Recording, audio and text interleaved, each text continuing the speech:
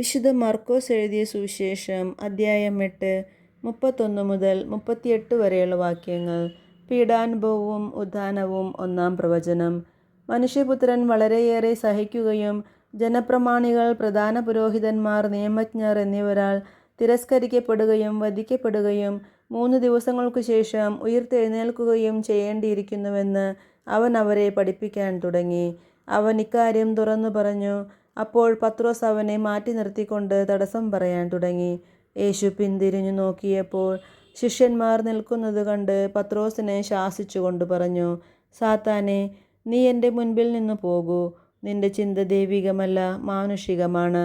അവൻ ശിഷ്യന്മാരോടൊപ്പം ജനക്കൂട്ടത്തെയും തൻ്റെ അടുത്തേക്ക് വിളിച്ചു വരുത്തി അവരോട് പറഞ്ഞു, ആരെങ്കിലും എന്നെ അനുഗമിക്കാൻ ആഗ്രഹിക്കുന്നെങ്കിൽ അവൻ തന്നെ പരിത്യജിച്ച് തൻ്റെ കുരിശുമെടുത്ത് എന്നെ അനുഗമിക്കട്ടെ.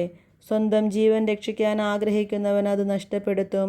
ആരെങ്കിലും എനിക്ക് വേണ്ടിയോ സുവിശേഷത്തിനു വേണ്ടിയോ സ്വന്തം ജീവൻ നഷ്ടപ്പെടുത്തിയാൽ അവൻ അതിനെ രക്ഷിക്കും.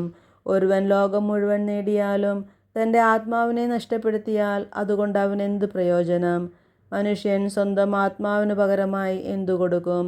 പാപം നിറഞ്ഞതും അവിശ്വസ്തവുമായ ഈ തലമുറയിൽ എന്നെക്കുറിച്ചോ എൻ്റെ വചനങ്ങളെക്കുറിച്ചോ ലജ്ജിക്കുന്നവനെപ്പറ്റി മനുഷ്യപുത്രനും തൻ്റെ പിതാവിൻ്റെ മഹത്വത്തിൽ പരിശുദ്ധ ദൂതന്മാരോടുകൂടെ വരുമ്പോൾ ലജ്ജിക്കും. നമ്മുടെ കർത്താവായ മിശിഹായ്ക്ക് സ്തുതി.